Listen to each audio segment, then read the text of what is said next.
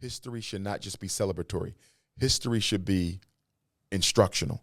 History should show us where we messed up, because if you don't learn from the mistakes, you will repeat them. I see us repeating a lot of mistakes. One of them in the area of religion.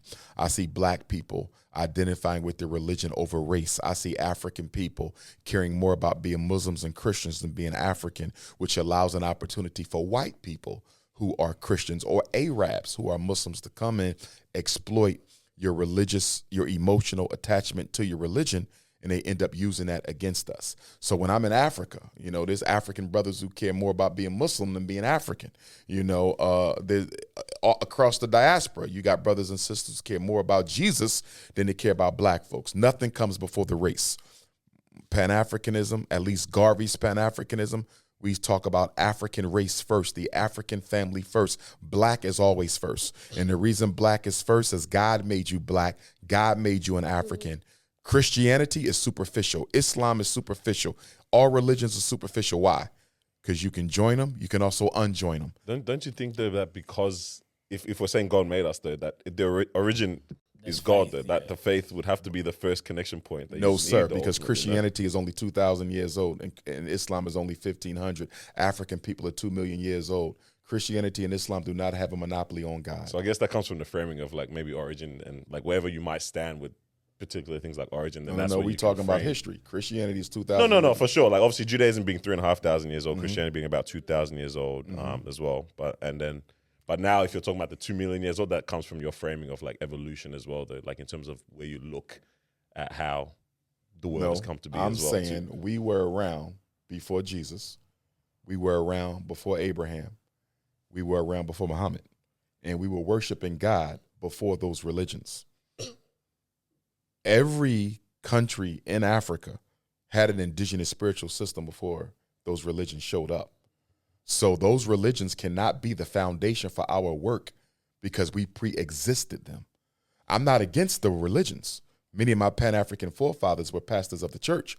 I'm simply saying that cannot be the basis for organization because not all black people belong to the same religion. Let me give this another way.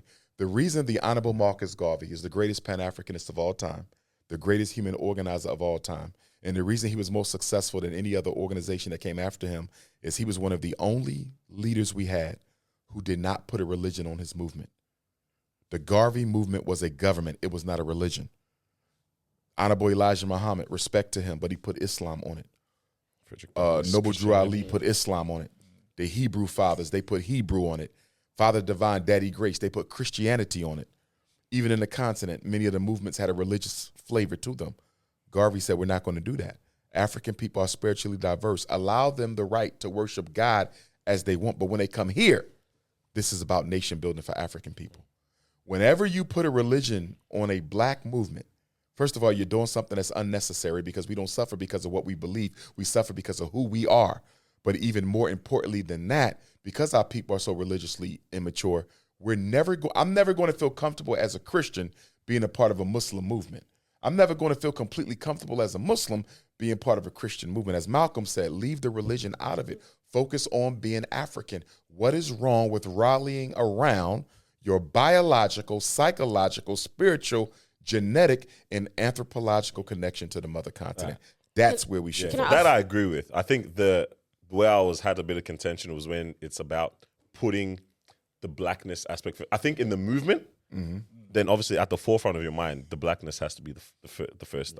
Religion is an institution. I think that when it comes now to the religious aspect of it, it's hard to reconcile that. Like Christianity would never stop you from aligning with someone that's Muslim in a fight for justice. At the end of the day, that's not true.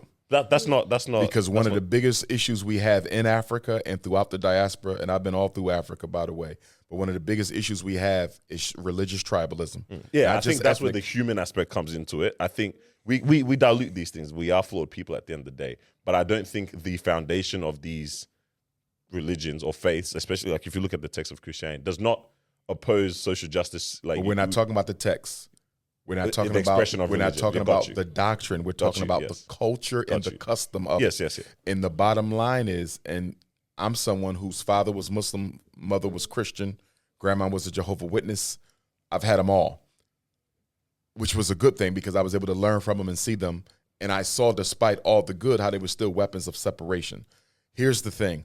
All of those religions are taught from a perspective that says, my way is the only way or the best way. All of the world religions are narcissistic, and they are all dictatorial. Christians believe if you don't accept Christ, that's a problem. Muslims believe if you don't accept Muhammad as the last prophet, that's a problem. You should understand. So those religions are not tolerant. They're not. They want you to accept what they stand for and the way they do. And because of that, you cannot organize African people around religions when every religion is chauvinistic. You follow me? Yeah. Believing that their way is the only way. Now, Christianity was African in the beginning. Islam was African in the beginning. Yeshua bin Yusuf was an African. Muhammad ibn Abdullah was an African. His mother was a black Sudanese Arab. Okay, so we know what race they belong to. But these religions were taken. The Christianity was taken by the white man.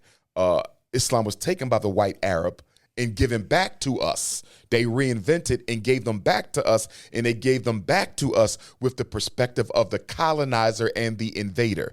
These religions were used to enslave. These religions were used to colonize. And so when they gave the religions back to us, we also picked up the culture of the colonizer as well. And that's why I'll walk into a room and say, La ilaha illallah Muhammad Rasulullah. And if you don't agree with that, then you ain't on the right path. Well, a Christian walking in and say, Jesus is the Son of God and blah, blah, blah. And if you ain't on that page, we can't work together.